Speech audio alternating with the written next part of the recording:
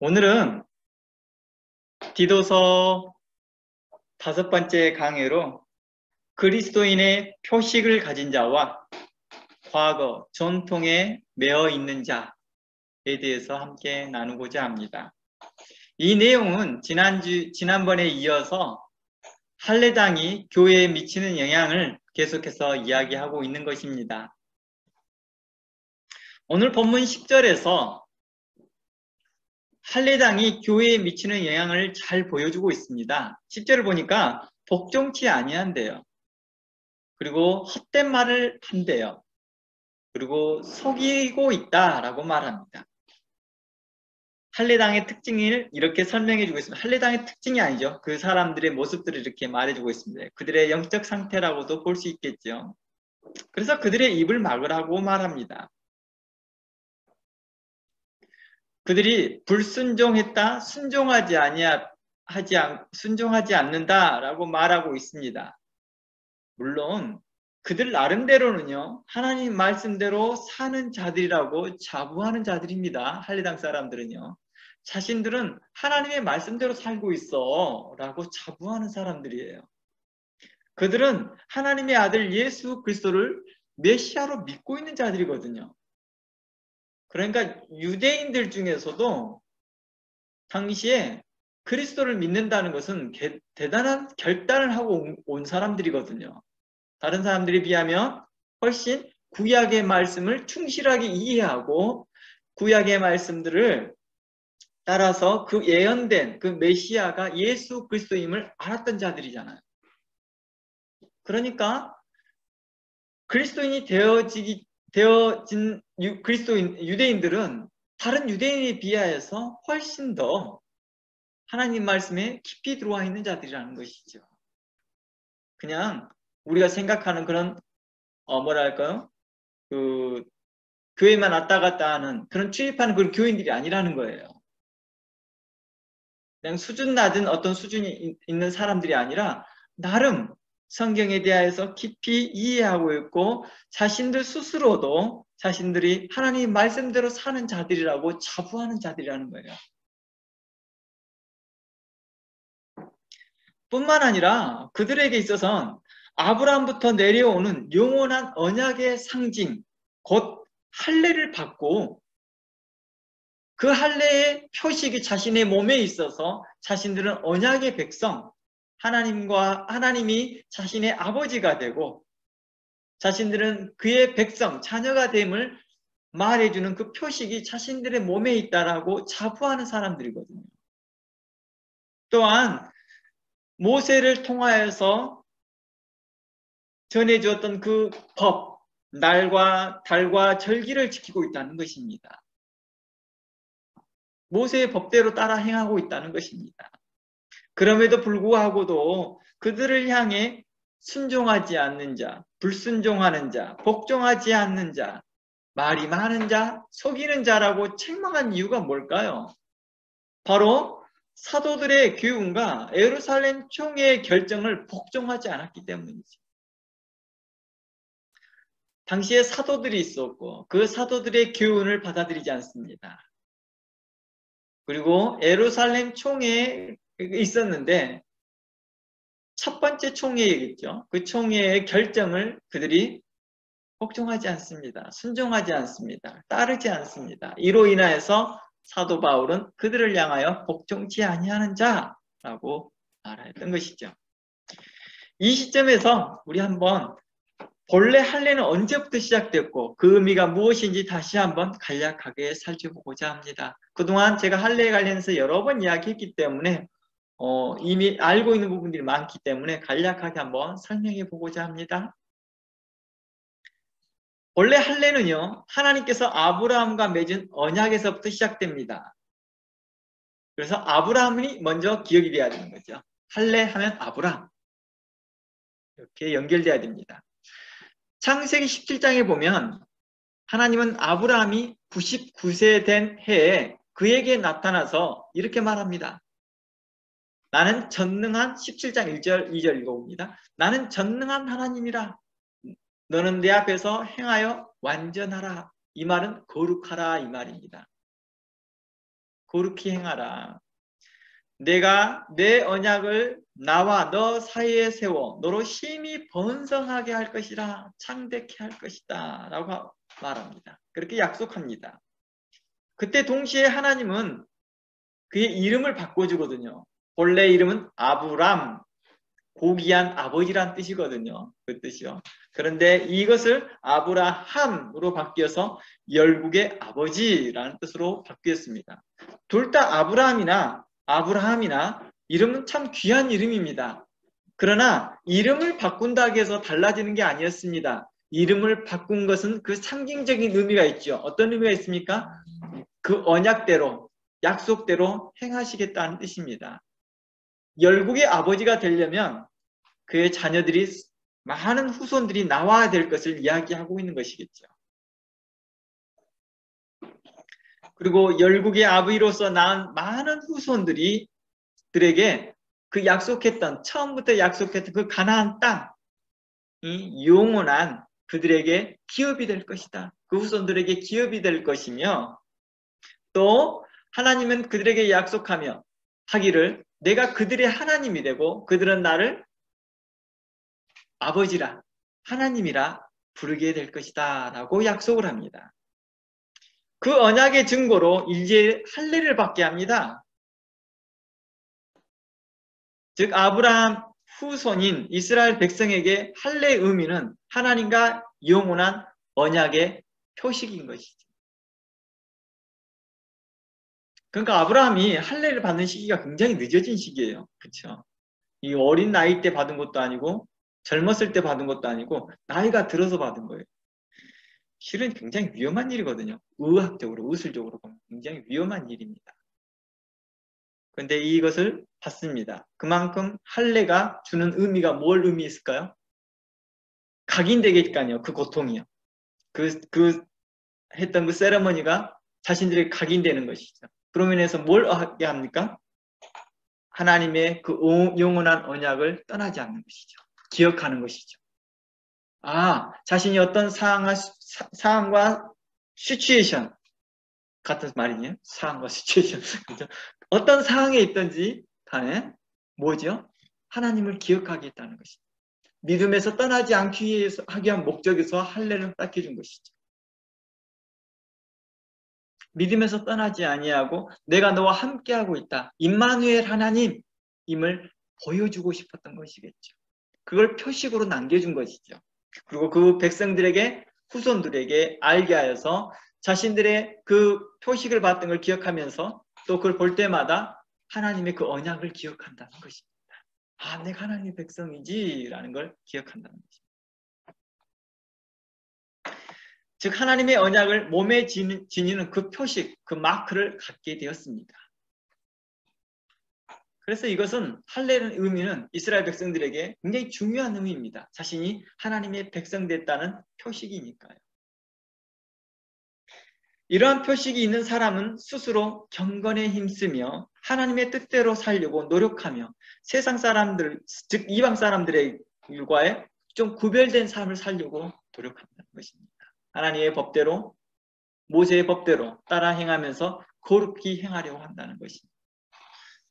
그러니까 장점들이 굉장히 많아요. 할례에 대한 장점이 많다는 것입니다.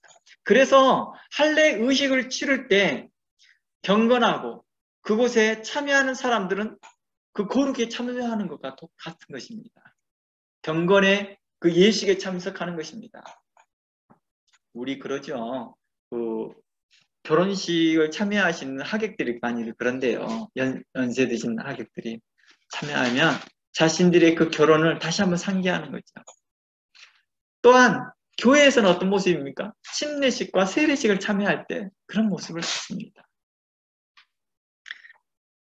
마치 그곳이 거룩한 참여 공간이 되는 것이죠. 예식의 공간이 됩니다. 언약의 백성이 되었다는 그 산 증인으로서 그 세레머니에 함께 있는 것입니다. 저 사람이 언약의 백성인 것을 그 옆에 계신 분들이 산 증인인 거죠. 산 증인. 그도 이제 이스라엘 자손이라, 아브라함의 후손이라, 하나님의 언약의 백성이다라는 것에 옆에서 산 증인이 되는 것입니다. 그러니 할례의식을 받는 자나 참여자나 또는 그것을 시행하는 모든 사람이 그 거룩한 예식에 참여하면서 함께 은혜를 받는 거거든요. 하나님의 은혜에 감사하는 것이죠. 이 예식을 통해서 이미 할례 받던 사람들은 다시 한번 자신들이 하나님의 백성됨을 다시 한번 상고하는 것이겠죠. 그리고 다시 한번 상기합니다. 그리고 다시 한번 내가 이렇게 살아야겠다 라고 다짐합니다. 그 세레머니를 통해서 하시는 말씀들이 있을 거 아니에요. 그걸 시행하시는 분들이 이제 당신은 거룩한 하나님의 백성이 되었으니 하나님의 백성으로 하나님 앞에 거룩히 행하라. 이 말을 듣는 다른 참여자들도 이제 함께 그 마음에 각오가 일어나겠죠. 그래, 그래야겠지. 그러면서 하나님의 은총과 구원에 감사하고 하나님을 사랑하고 하나님의 말씀을 깊이 묵상하고 살피는 그런 역할, 긍정적인 역할을 하더라는 것입니다. 물론 그 할례를 받는 그 대상자는 더할 나위 없는 큰 은총과 은혜가 있었겠죠. 마치 우리가 자주 경험하였던 세례식과 침례식에서 경험하듯이 말입니다. 그래서 세례식이나 침례식을 다른 사람이 하더라도 참여해보면요, 은혜가 많이 돼요. 은혜가 돼요. 다시 한번 자기의 믿음을 점검하고 그 구원의 은혜에 기뻐하는 시간이 되는 것입니다. 이렇게 좋은데 사도 바울은 왜 이런 할례에 대하여서 또 다른 사도들은 이 할례에 대하여서 이렇게 부정적인 말들을 했을까요? 그들 할례당에 대하여서 그들은 불순종하는 자들이요, 말이 많은 자들이고 속이는 자들이요, 악한 자들이다 라고 말합니다. 그런 이유들을 좀 더 살펴보려고 합니다. 그것은 바로 예수 그리스도가 오셨기 때문이었습니다. 만약 예수 그리스도가 등장하지 않으셨다면 이 할례의 문제는 지금까지도 이렇게 이슈가 되지 않았겠지요. 거룩한 전통이 되었을 것이며 거룩한 예식이 되었을 것이며 많은 사람들에게 은혜와 또 많은 사람들에게 감격을 허락해주는 그런 예식의 공간이었을 것입니다. 하나님의 사랑을 다시 한번 만끽하고 하나님의 사랑을 다시 한번 기억하는 그런 좋은 시간이었을 텐데 이제 그 할례의 그 모습은 또 할례에 대한 이 내용은 사도 바울을 통하여서 또 다른 사도를 통하여서 이제 다르게 우리에게 비춰지고 있었다는 것입니다. 우리가 그런 예식에 할례에 대한 예식에 대해서 우리가 직접 참여를 하지 않았기 때문에 우리는 이렇게 생각하는 게 가장 효율적이라고 봅니다. 세례 예식에 참여하고 침례 예식에 참여한 것을 항상 생각해 보시기 바랍니다. 그걸 굳이 폐기할 이유가 있나? 이렇게 생각하게 되는 거예요. 좋은 장점이 많으니까 워낙 장점이 많다는 거죠. 예수 그리스도께서 오시면서 이제 문제가 생기십니다. 아브라함이 하나님의 명령을 받아서 첫 할례를 행하고 수천 년이 지난 이후에 하나님께서 여러 선지자를 통해서 약속하신 그 메시아가 있거든요. 그 메시아가 바로 예수 그리스도께서 이 땅에 오심으로 해서 구약에서 이게 예언되어지고 선언되어졌던 모든 그 율법들이나 계명들이 다 바뀌어가고 있다는 것입니다. 제가 더운가요? 좀 문을 좀 살짝 열을까요? 저쪽이라도.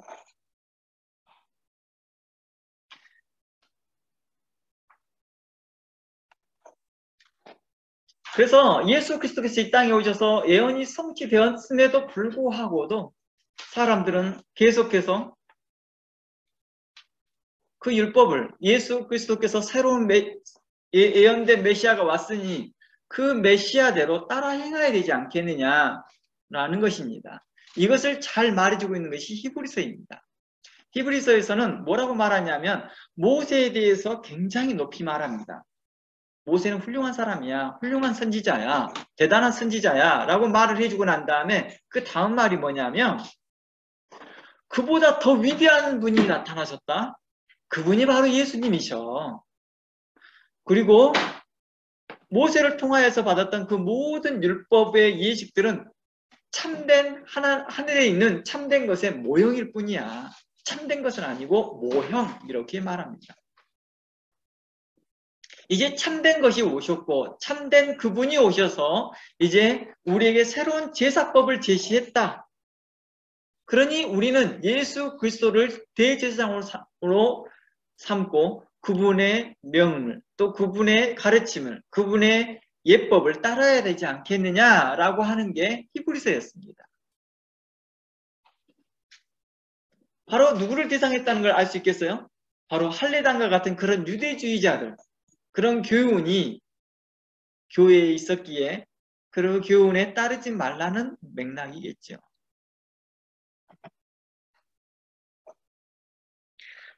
그래서 예수 그리스도로 말미암아서 이젠 더 이상 과거에 육체에 행했던 할례는 필요하지 않다는 것을 말하고 있습니다. 육체에 받는 그 할례가 하나님의 백성임을 말해주는 표식이라 한다면 이제 그 표식은 이제 외적으로 받는 게 아니라 내면에 받는 것이다 라고 말하는 것입니다. 이 표식은 유대인이나 헬라인이나 야만인이나 남자나 여자나 상관없이 누구라도 이 표식을 받는데 성령으로 말미암아서 받는다라고 말하고 있는 것입니다. 그래서 내적 할례를 이야기하고 있었습니다. 원래 이 내용은 구약에서부터 자주 말하고 있거든요.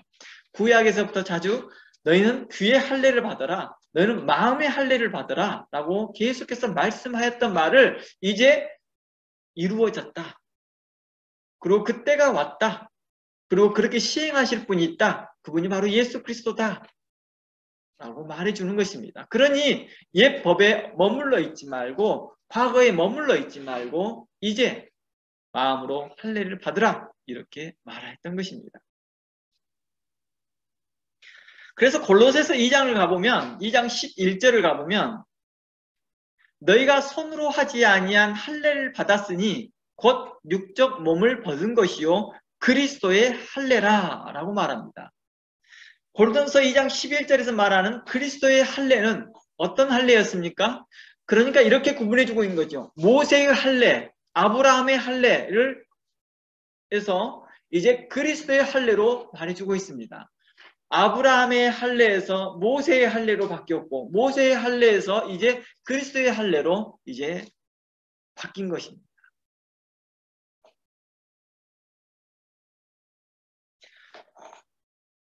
로마서에서도 2장에서도 2장 28절에서 이렇게 말합니다. 겉모양으로 유대 사람이라고 해서 유대 사람이 아니다. 겉모양대로 살다 겉모양에서 할례를 받았다고 해서 그 사람이 유대 사람이냐? 결코 그런 사람이 유대 사람이 아니다. 율법을 따라서 유대인이 되는 것이 아니라 성령을 따라 마음의 할례를 받는 자들이 참 할례다라고 로마서 2장 28절 29절에서 말하고 있는 것입니다. 그러니까 내면적 할례가 참 할례요. 내면적 유대인이 진짜 유대인이야. 이렇게 말해주고 있는 것입니다.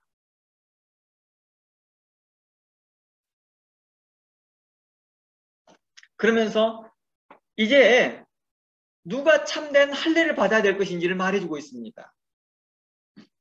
아브라함이 99세 때 할례를 받았던 것처럼 이제 너희들이 이미 과거에 모세의 법대로 할례를 받았다 할지라도 이제 너희 나이가 얼마나 됐든 상관하지 않겠다. 너희 신앙생활이 유대교에 얼마나 오래 했든 건 상관하지 않겠다. 그 아무 상관이 없다. 아브라함이 99세 때 할례를 받지 않았느냐.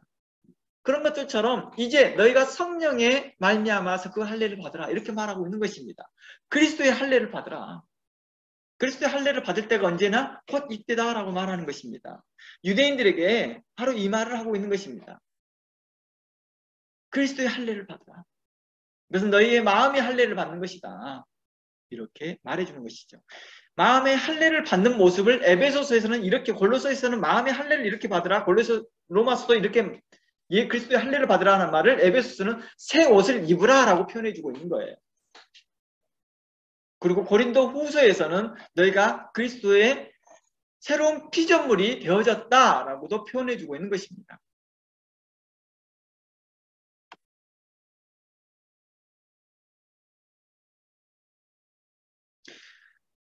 그리스도인의 상식이라면요, 누구라도 예수님을 구주로 믿으면 구원받고 구원 얻는다라고 증거합니다. 그런데요, 또 한쪽에서는 모세의 법대로 할례 받는 자들이 진정한 구원이 있다고 하자 교회 안에서는 이제 혼란이 일어나는 것이죠. 바로 이 부분이 할례당에 대한 언급을 나오고 있는 것입니다. 그럼 본래 유대인이고 과거 바리새인이었던 사람들은 그리스도인이란 증표가 무엇인가에 대한 질문에 두 가지 모습이 나타났다는 거예요. 당시에요. 하나는 외적인 표식과 내적인 표식이죠. 그러다 점차 이것이 구원론의 문제까지 확산이 됩니다. 그러다 보니 자연스럽게 나오게 된 것이 뭐가 나올까요? 이 구원론 하면 항상 문제가 되어진 것이 있죠. 정통성입니다. 정통성. 누가 정통에 있느냐.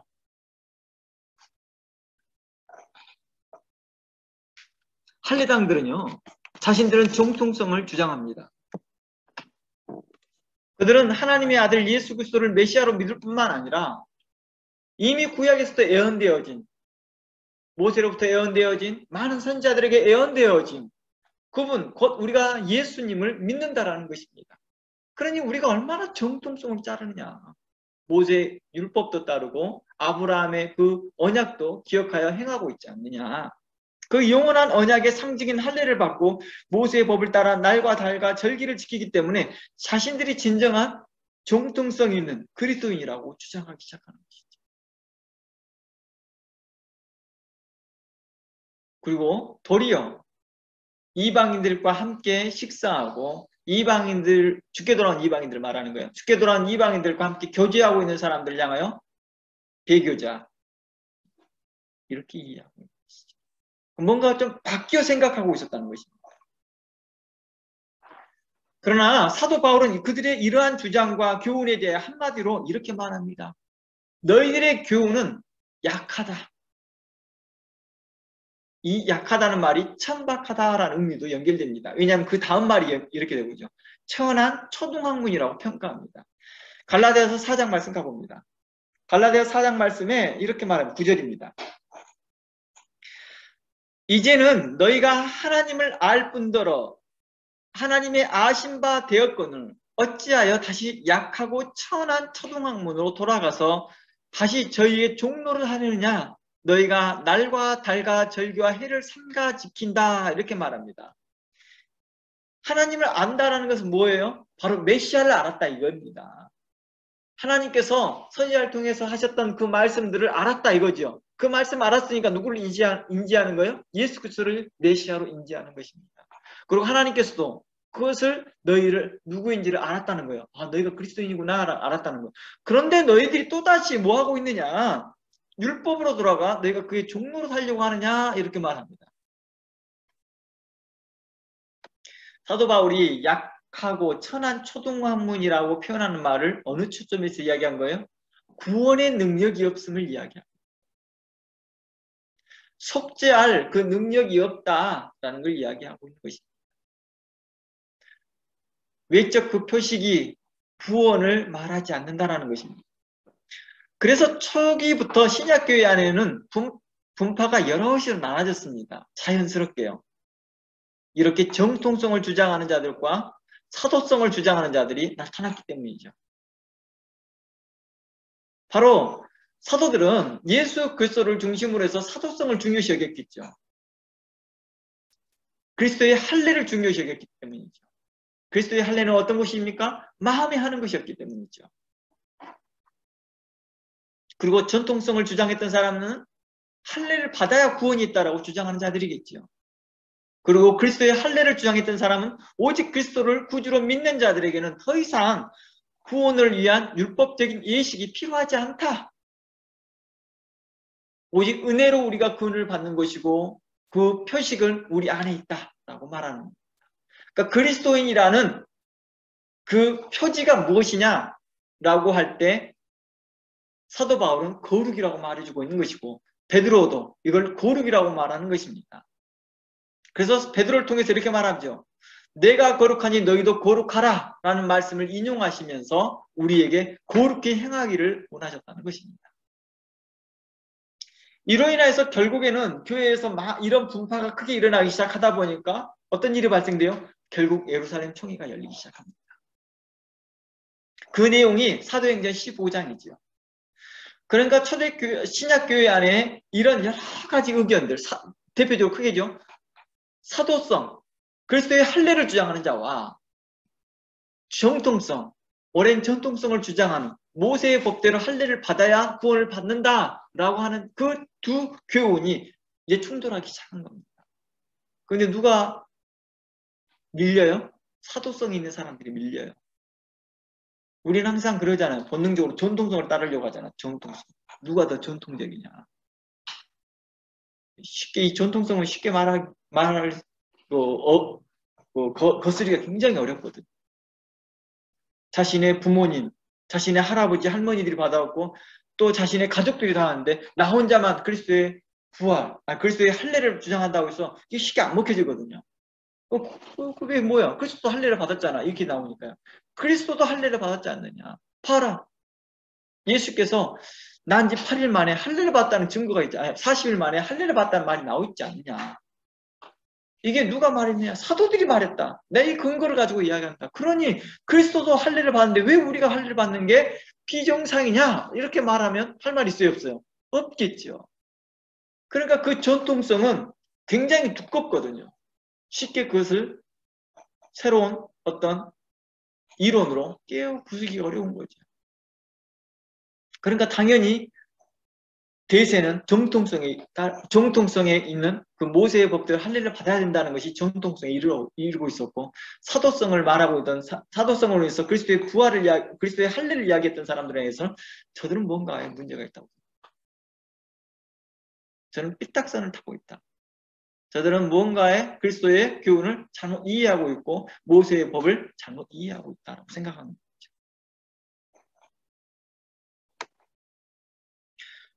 그래서 사도 바울과 바나바를 중심으로 또 베드로를 포함하여서 이방인에게 구원을 위한 어떤 율법적 이식이 필요 없다라고 말합니다. 그것이 바로 은혜 신학이라고 하죠. 은혜 신학. 그리고 과거에 바리새파였던 사람들, 그런 사람들로 구성되어져 있던 그리스도인들은 모세의 법대로 할례를 받아야 한다고 하는 그 정통성을 주장하는 율법 신학, 이 서로 대립하게 됩니다. 이게 바로 예루살렘 총회에서 일어난 겁니다. 사도행전 15장 한번 가봅니다. 사도행전 15장 1절에 가보니까 뭐라고 나와요? 어떤 사람이 유대로부터 내려와서 형제들을 가르치되 너희가 모세의 법대로 할례를 받지 아니하면 능히 구원을 받지 못할 것이다 라고 하는 이 어떤 사람들은 5절에서는 말할 때 바리새파 중에 믿는 자들, 그리스도를 믿는 자들이 이렇게 말했다고 말해요. 그러니까 그 할례당의 그 구심 중심력은 과거의 바리새파 사람들이었음을 알 수 있습니다. 그러나 그때 현재 사도행전 그 시점에는 그리스도인이 된 사람들이겠죠.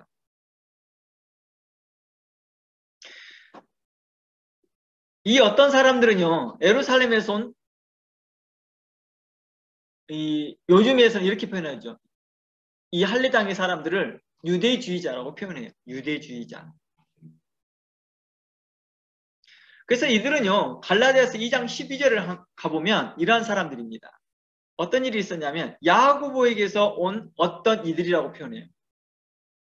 이 말은 무엇을 뜻할까요?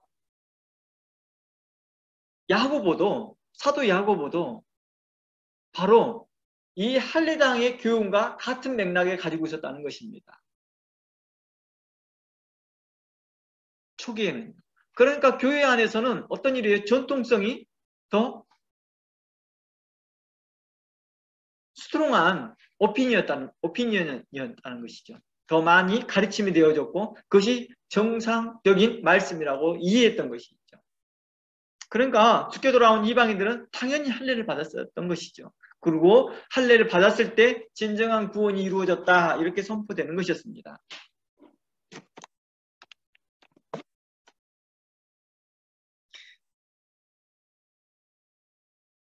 그래서 구원을 얻는데 필수 조건이 할례였던 것이죠. 그리고 할례를 받았으면 이제 모세의 율법대로 날과 달과 절기를 지키는 것입니다. 그리고 많은 예법들을 지켜나가는 것입니다. 특히 당시 총회장이었던 사도 야곱의 인정 아래서 교회에 해석하기 애매한 구원론이 이제 확산되기 시작합니다.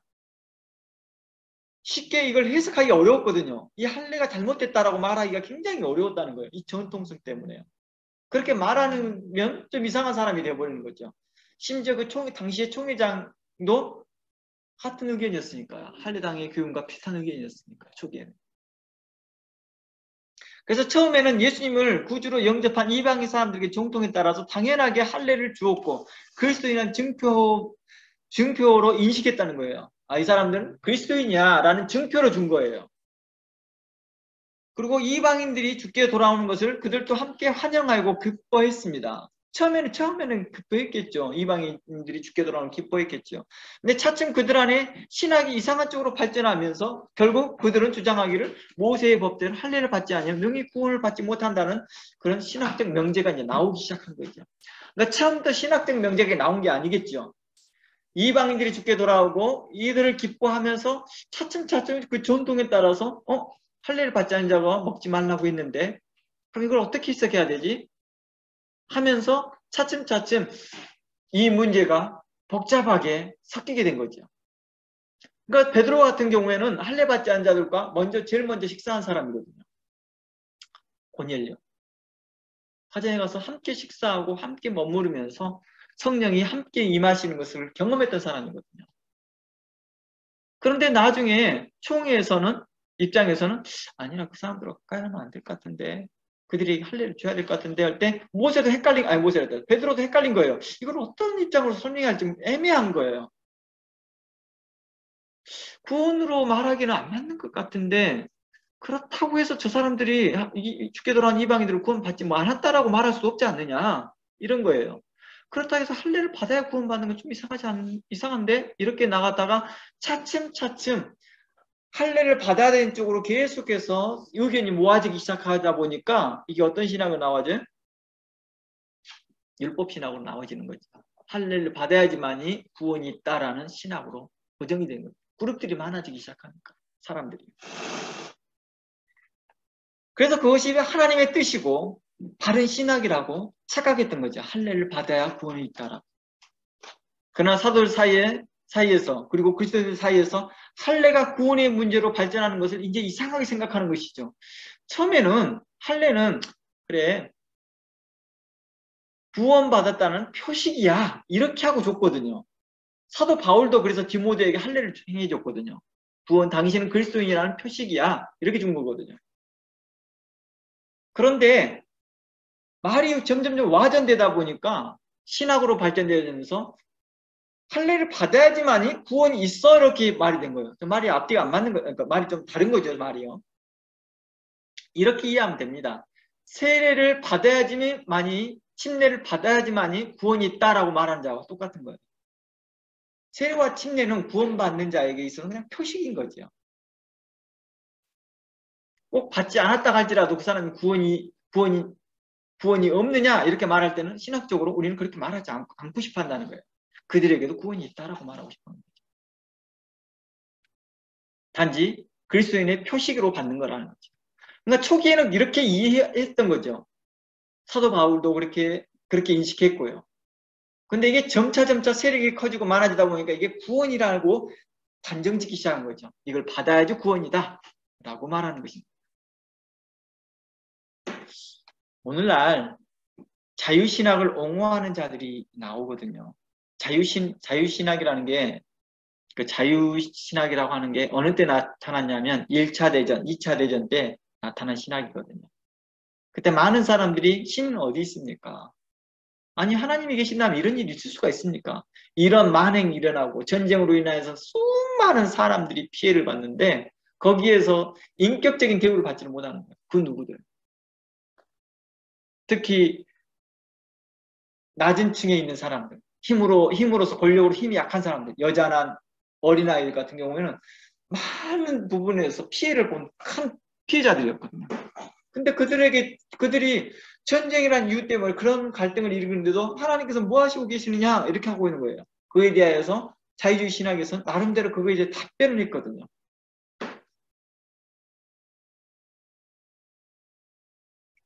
당시의 장로교나 당시의 많은 교회에서는 회개를 외치고 하나님의 뜻임을 이야기하고 있을 때 자유주의 신학은 나름대로 성경을 풀어서 이런 뜻이 아니겠느냐, 이런 의미가 아니겠느냐 이렇게 설명해 줬던 거거든요. 이 사람의 이성에 맞춰서 해줬다는 거예요. 그러면서 자유주의 신학이 자유주의 신학의 역할들을 강조하기 시작하면서 뭐라고 합니까? 그들의 역할들을 옹호하면서 현재 그 자유주의 신학이 크게 문제 없는 것처럼 이야기를 하고 있거든요. 마치 할례당이 초기 이방인 그리스도인들에게 좋은 역할을 했던 것입니다. 유대 경건한 자들이 지켰던 율법을 지키게 함으로써 이방인 때와 확연히 다른 그리스도인의 표식이 나올 수 있었기 때문이죠. 그러니까 그들로 할례를 받게 함으로 인해서 어떻게 했습니까? 그리스도인이라는 것을 대한 자부심을 갖게 하고 경건한 삶에 더 힘쓰게 했다는 역할은 분명히 있었습니다. 그런데 할례당의 교훈이 점점점 발전하기 시작하면서 어느 시라고 발전했다고요? 할례를 받아야 구원이 있다라고까지 강조하기 시작한 거죠. 그때부터 사도 바울은 스톱해버립니다. 더 이상 할례를 행하지 않습니다.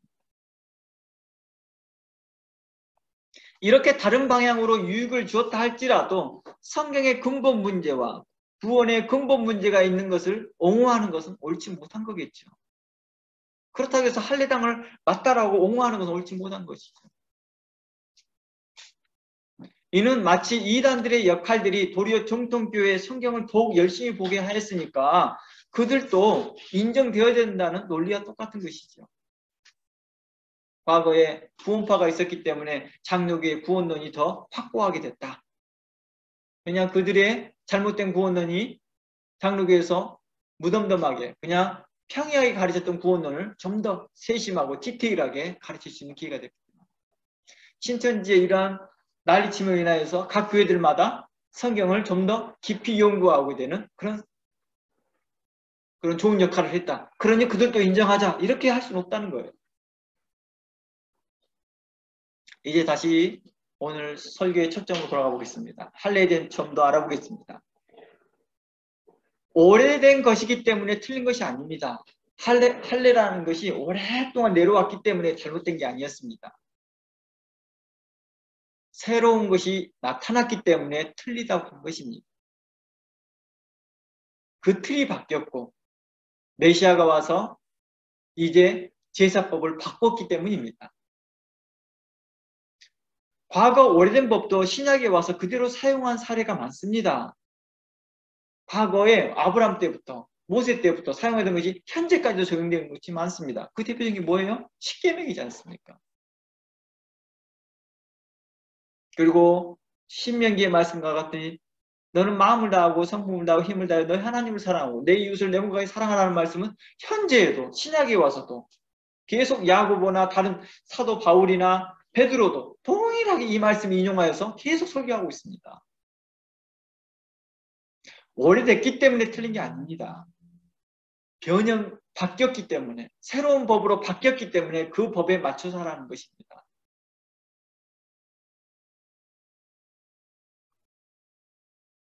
새로운 시스템이 들어왔는데 과거 시스템을 고집하고 있는 건 어리석은 일이라는 것이죠.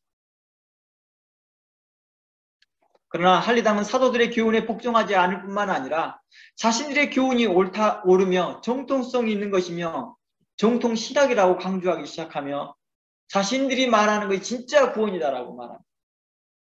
그리고 자신이 하는 것이 진리라고 믿고 있었다는 것입니다.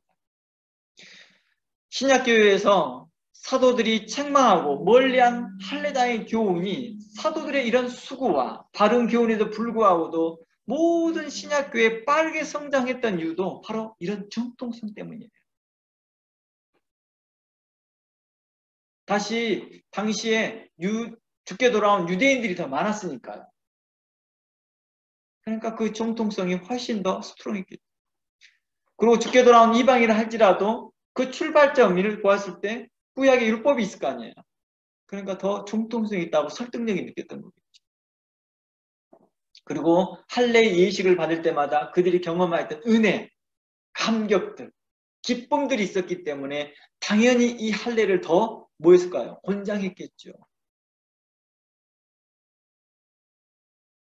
그들이 설명했던 그 구원이 이제 정말 내가 구원을 받았구나라는 그런 확신이 그들에게 주어졌기 때문이겠죠. 성령의 인지하심, 성령의 터치하심에 대해서는 이제 가볍게 여기기 시작한 거죠. 그래서 할례당 교훈은 어느 특정한 교회에만 머물지 않고 모든 교회들이 이 할례당 교훈에 깊이 관여되어 있었다는 것입니다. 다 관련되어 있었던 것입니다.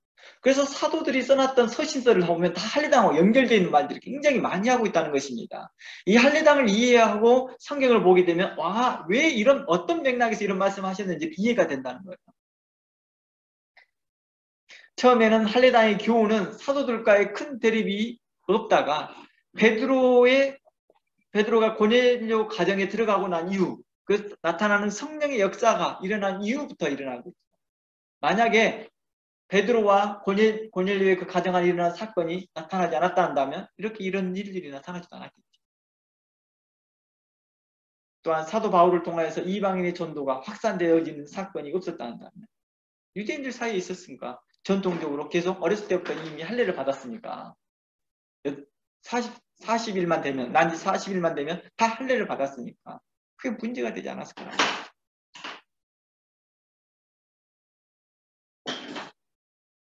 이방인의 전도가 확산되기 시작하면서 이게 큰 대립이 된 거죠. 총회장인 야고보를 중심으로 12사도를 비롯 장로들과 교회 목회자들과 교사들이 오랫동안 이 부분에 대하여 이 부분에 대해서 신학적으로 논의하게 됩니다. 결국 사도 베드로가 최종 판단을 하기 시작합니다. 이때 이 총회에 사도 바울이 데려온 사람이 누구라고요? 디도를 데려옵니다. 이 디도는 어떤 사람이었다고요? 할례를 받지 아니한 이방인이었습니다. 그런데도 경건한 사람이었습니다. 성령이 충만한 사람이었습니다. 그를 데려옵니다. 그리고 이를 증거로 해옵니다. 할례를 받지 않는데도 우리와 같지 않은 도리어 우리들보다 더 경건하며 의롭지 않느냐를 보여준 거겠죠. 그냥 말보다는 실질적으로 보여준 거죠. 첫마디 말보다 한번 보여주는 것입니다. 그래서 많은 변론이 있고 난 후에 이제 사도행전 15장 7절에 이렇게 말합니다.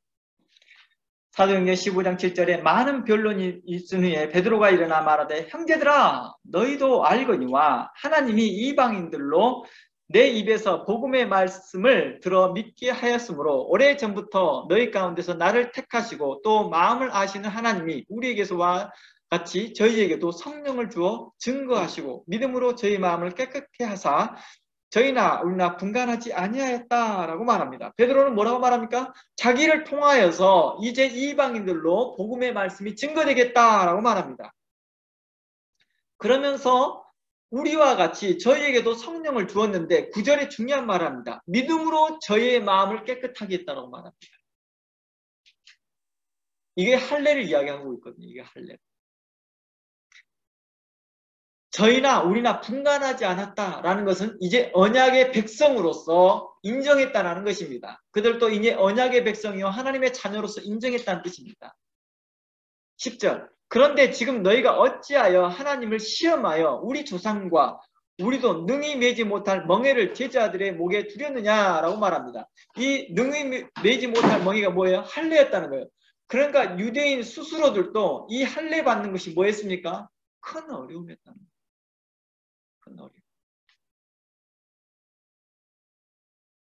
당시에 환경이 열악하거나 또 전쟁의 상황이거나 그렇게 되면 자칫 할례를 받다가 죽는 경우가 있거든요. 감염돼서요.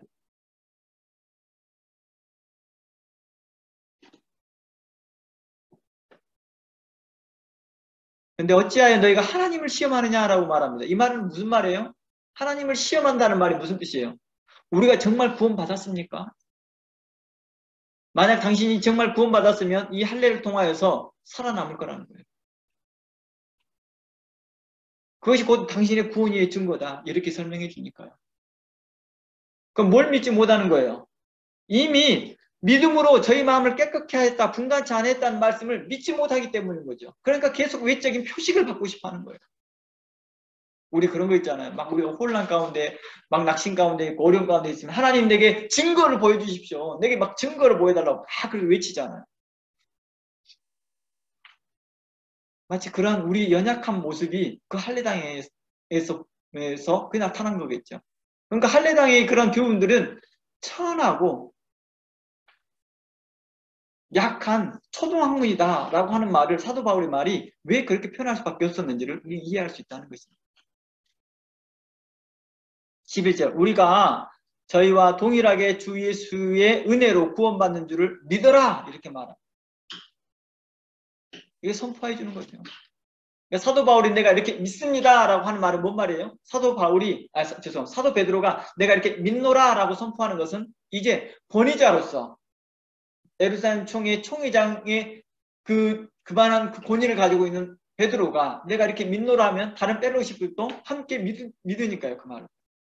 그러니까 반대로 믿노라 하는 말은 당신은 또 그렇게 믿으십시오 라는 말이죠.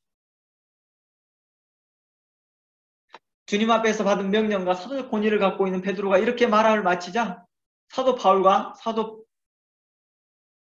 바울이나 바나바도 하나님께서 이방인 중에서 행하신 일들을 증거하기 시작합니다. 보아라, 기도를 보아라 하면서 말을 했겠죠. 믿음으로 저희 마음이 깨끗해졌다. 이제 그날 우리가 받았던 그 성령의 감격 똑같지 않느냐. 오늘 제가 오전에 예배를 마치고 어느 기쁜 누가 이야기하는데 연세가 꽤 많이 드셨어요. 연세가 많이 드셨는데 저보고 방언을 할 줄 아느냐라고 하더라고요. 방언을 어떻게 생각하느냐라고 물어보더라고요. 내가 믿습니다라고 했어요. 그랬더니 얼굴이 그렇게 밝아지는 거예요. 그러면서 자신도 방언을 하고 함께 방언을 하는 것에 대해서 굉장히 기뻐하는 것이죠.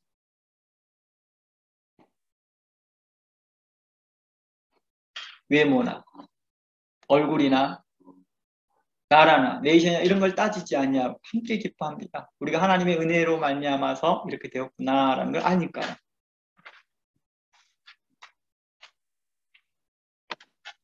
이처럼 디도에 대해서 이렇게 말합니다. 보라, 우리와 출신이 다르고 우리와 모양이 다르고 우리와 생활 환경이 달랐지만 하나님께서 그를 선택하여 주셨고 그를 불러주시고 그를 깨끗게 하였다. 그리고 우리나 그나 분간하지 아니하였다. 그 증거가 여기 있도다. 이렇게 말해줬던 거겠죠. 베드로의 말을 인용하면서 사도 바울은 이렇게 나타냈을 것입니다. 디도를 자랑하고 디도를 세우면서 하나님의 사람입니다. 그러면서 이렇게 말하죠. 멍에를 제자들의 목에 두렸느냐 이렇게 말하잖아요. 바로 그들에게 있어서 예수 그리스도를 믿는 자들을 다 제자라고 부르고 있었다는 것입니다. 사도행전 15장 12절 말씀에 온 무리가 가만히 있어 바나바와 바울이 하나님이 자기들로 말미암아 이방인 중에서 행하신 표적과 기사를 구할 때 사람들이 듣기 시작합니다. 이때 사도 바울과 바나바가 함께한 사람이 이제 우리에게 구원의 증표, 구원의 표식, 그리스도의 할례의 증거를 보여주고 있었다는 것입니다. 이게 바로 그리스도의 할례입니다. 디도와 같이, 고넬료와 같이, 그리고 삭개오와 같이 그들의 삶을 통해서 나타내 보여주는 것이 그리스도의 할례입니다. 이게 그리스도인의 증표입니다. 라고 말합니다. 삭개오는 자신의 삶으로 자신이 그리스도인의 삶을 보여줍니다. 고넬료도 그렇고요. 디도도 그렇고요. 이걸 통하여서 구원의 증표다. 이게 바로 구원의 증표지 몸에 받는 것이 구원의 증표가 아닙니다. 라는 것을 다시 한번 말씀하고 있었던 것이죠. 사도 바울은 나중에 그리스도인의 이로서 흔적과 증표를 할례 대신 그리스도 이름으로 말미암게 되는 수많은 고난과 흔적 그리고 착한 양심과 순종의 태도 그리고 수많은 밖에 속에서 빛나는 그 믿음을 제시합니다. 그래서 갈라디아에서 말씀에 이렇게 말합니다. 사도 바울은 내 안에 그리스도의 흔적이 있다. 그리스도의 흔적. 그래서 많은 사람들이 요즘 이런 말들을 쓰죠. 그리스도의 흔적이라는 이 단어 헬라어를 써서 스티그마. 종종 내 사람들이 요즘 여러분들이 찬양단 팀이나 복음성가 찬양단 팀이나 또 설교를 들어보면 스티그마라는 단어를 종종 쓰시는 분들 들어요. 이 스티그마라는 말이 바로 그리스도의 흔적이라는 말에서 나타납니다. 예수의 흔적을 내가 가졌다. 그러니까 그리스도의 표식을 받는 것입니다. 할례가 아니라 내적인 것이 아니라 외적인 것이 아니라 내적인 것을 이야기하고 싶었던 것이죠. 그래서 사도 바울은 말합니다. 내 안에 그리스도의 흔적이 있다. 너희가 정말 그리스도인이란다면 너희가 그리스도인이라면 믿음을 알며 모든 핍박을 참으라. 견디라. 복음을 위하여 수고하라. 경건에 이르길 힘쓰라. 그러나 너희 할례당들은 뭐 하고 있느냐? 외적으로 표식 하나 받아놓고 너희들 마음대로 행하고 있지 않느냐? 경건하지 않으면서도 사람에게 보이려고 경건한 척하고 있지 않느냐라고 말합니다. 성경은 바로 이렇게 그리스도의 흔적, 그리스도의 열매를라고 표현하기도 합니다. 그리스도의 흔적을 바로 그리스도의 열매라고도 표현하고 있습니다. 그래서 갈라디아에서 말씀에는 이것을 성령의 열매라고도 표현하고 있습니다. 너희 안에 이 성령의 열매를 맺는 자들, 너희가 그리스도인의 표식이 있느냐? 그 안에 희락이 있어야 되고 화평이 있어야 하고 오래 참음이 있어야 하고 자비가 있어야 하고 양선이 있어야 하고 믿음이 있어야 되지 않겠느냐. 그런데 너희들은 계속해서 뭐하고 있도다? 헛된 영광을 구하고 있도다 라고 말합니다. 사도 바울이 갈라디아서를 통하여서 계속 이야기하면서 이 갈라디아서 이 내용은요, 할례에 대한 내용들을 굉장히 많이 저격하고 있거든요. 그러면서 자신이 그리스도 안에 있는 흔적을 가졌고 그 흔적을 바로 이렇게 말합니다. 6장에서는 자신이 예수의 흔적을 가졌고 5장에서는 바로 그 흔적이 성령의 열매이다. 그 열매들이 성도들에게 나타나야 되지 않겠느냐. 그리스도의 사람들은 육체와 함께 그 정과 욕심을 십자가에 못 박은 자들이다. 그런데 계속해서 너희가 사람에게 보이려고 하는 것을 보이려고 하느냐? 그것은 헛된 영광을 구하는 자와 같도다 라고 말하는 것입니다. 사도 바울이 이렇게 헛된 영광이라고 갈라디아서 5장에서 26절에서 말했던 이 말은 자신이 할례당에 속하여 받는 혜택을 자랑하는 것이죠. 내가 할례당에 들어가는 것, 자신이 할례 받은 걸 자랑하는 것이죠. 이제 나 구원의 표식이 있다라고 자랑하는 것에 대해서 너희들이 핍박을 피하려고 하는 자들이 아니냐. 이건 헛된 영광을 위한 거야. 그래서 사도 바울이 이렇게 말합니다. 내가 지금까지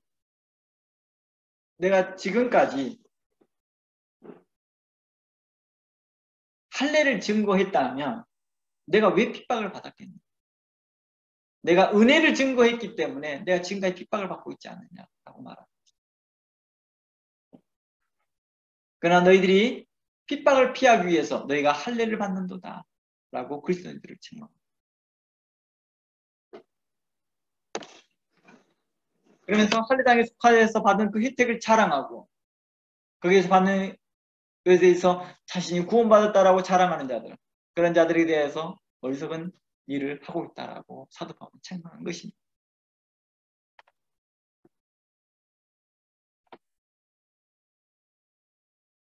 그들은 아브라함의 자손이 되어지고 할례를 받음으로 해서 그리스도인이 되었다라고 자랑은 하지만 그리스도인이 갖춰야 될 성령의 열매에 대해서는 고리타분하게 생각하는 것입니다. 별로 맺고 싶어 하지 않는 열매,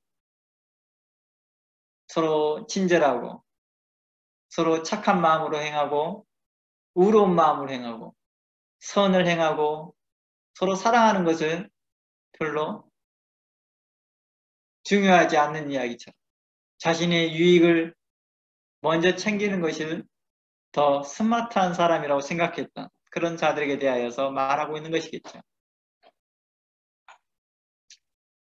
그래서 할례당은 도리어 그들을 향하여서 육체를 따라 행하는 자들이다라고 말했던 것이죠. 사도 바울. 그래서 그들은 하나님 나라가 자신들의 유업을 받을 것이라 착각하는 자들에게 그들의 말 속에는 음란과 호색과 탐욕과 술수와 시기들이 있더라고 사도 바울은 책망합니다. 그들은 스스로 정통성이 있기 때문에 자신들은 구원을 받았다라고 말을 하나 자신은 하나님 나라에서 자신들이 유업을 받을 수 있을 거라고 착각하고 하나 그들의 말 속에서는 항상 음란한 말들이 나오고 호색하는 말들이 나오고 탐욕스러운 말들이 나오고 술수, 장깨를 부리더라는 거예요. 장깨. 이 장깨가 무슨 뜻이에요? 사람들을 컨트롤하는 거예요. 그런 것들을 가지고 있고, 누가 조금 잘 되면 뭐예요? 시기하는 거죠. 누가 잘 돼서 시기하는 게 아니에요. 자기 위치가 위협받으니까 시기하는 거예요. 자기 위치가 위협받으니까. 이런 자들 향하여서 그들은 계속해서 정통성이라 하니까 일반 성도들은 분별하기 어려운 것이죠. 그러니까 사도들이 이걸 가서 냉철한 눈으로 바라보면서 그들이 불의한 자다. 그들이 악한 짐승과 같다. 그들은 배만 불리우는 자들이다. 그들은 불순종하는 자들이다. 라고 책망했던 것입니다.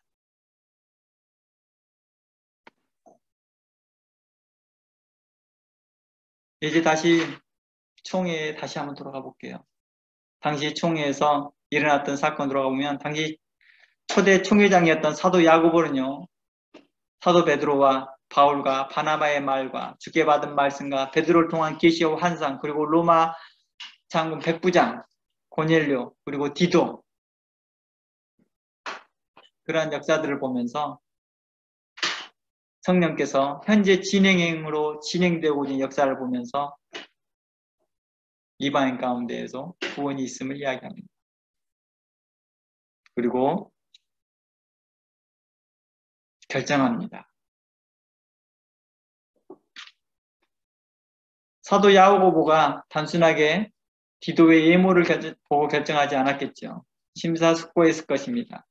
그리고 이렇게 말합니다. 13절 말을 마침에 야고보가 대답하여 가로되 형제들아 내 말을 들으라. 하나님이 처음으로 이방인 중에서 자기 이름을 위할 백성을 취하려고 저희를 공고하신 것을 시몬이 고하였으니 이 시몬 베드로를 말합니다. 고하였으니 바로 처음으로 이방인에게 하셨던 일을 베드로에게 말씀하셨다라고 표현하고 있습니다. 선지자들의 말씀에 이와 같이 합하도다. 이에 내가 돌아와서 다윗의 무너진 장막을 다시 지으며 그 퇴락한 것을 다시 지어 일으키리라.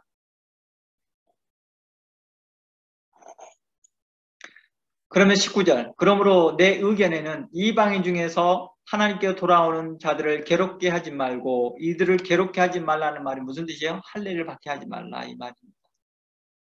다만 우상의 더러운 것과 음행과 목에 매어 죽인 것과 피를 멀리하라 편지하는 것이 가하다 이렇게 말합니다.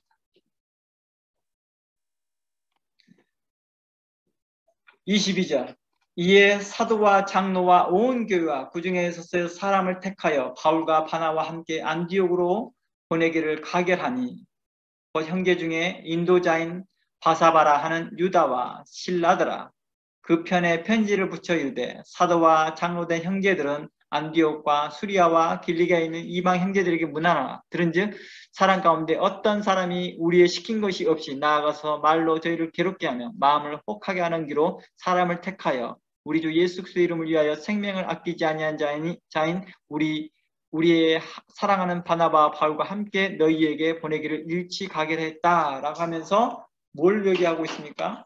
더 이상 할례를 받지 않게 해도 받지 않아도 된다. 주께 돌아온 이방인들은 이제 우리가 함께 교제해도 된다. 이렇게 말해 준 것입니다. 이것에 대하여서 그 결정에 대해서 뭐합니까? 복종하지 않는 자들을 향하여서 할례당이라고 표현해 준 거죠. 그들이 이제 그룹이 형성됩니다. 그들이 정통성을 유지하고 말을 하니까 대거 이동한 거죠. 대거.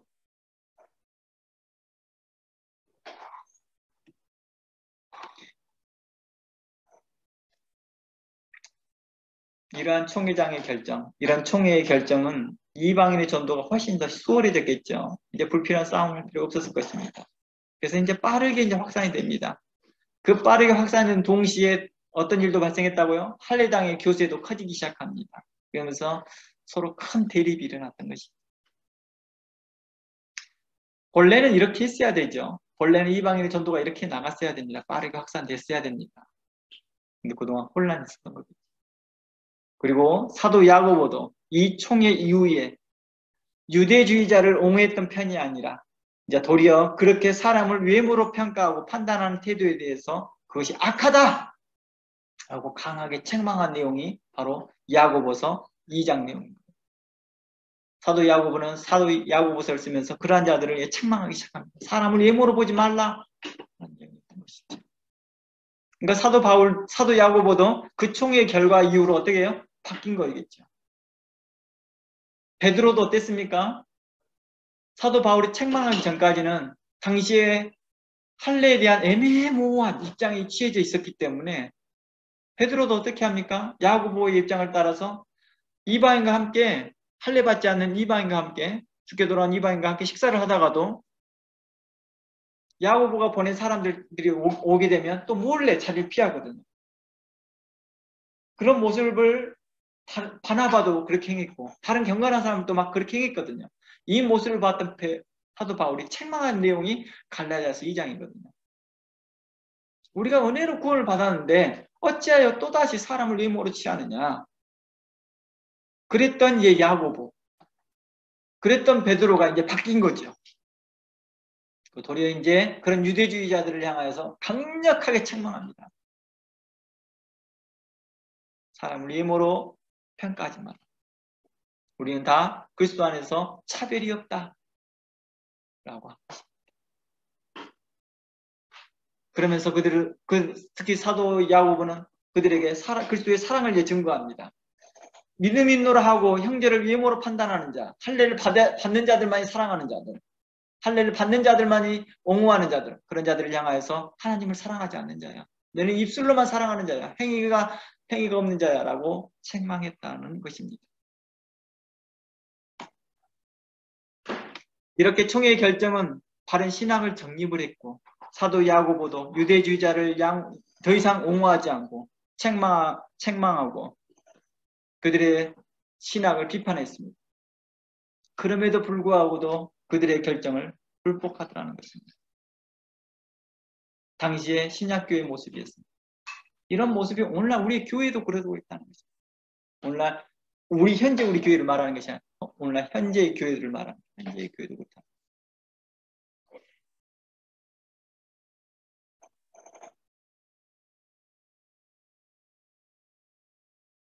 그들은 그리스도의 복음을 약화시키고 그리스도의 십자가의 공로를 단순한 희생으로 생각할 뿐